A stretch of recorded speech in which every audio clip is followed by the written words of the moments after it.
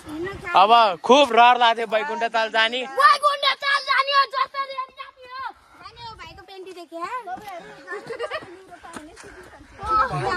देख्न सक्नुहुन्छ दर्शकवृन्द गाइज माइजू चाहिँ न्युरे टिप्ने रे। बाबा उता बहिनीलाई बोकेर हिँडिरहनु भा। बाबा यता हाई भन्नु न। अब उकालोले हालत खराब। दिउँसो 12 बजेको घाममा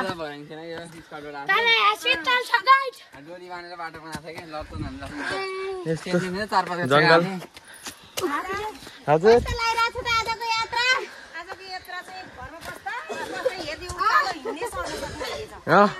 ब्रोइलर कुखुरा जस्तै भइहाल्छ सब।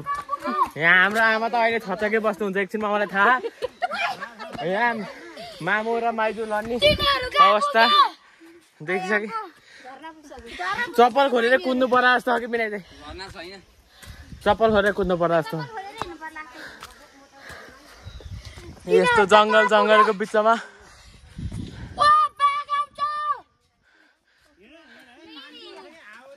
मन्दिर मान्छे हामी यस्तो तालतिर ल्याएर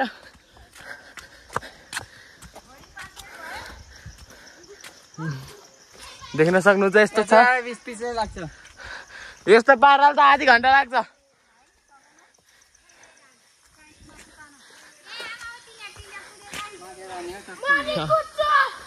जाम हिँड्नु।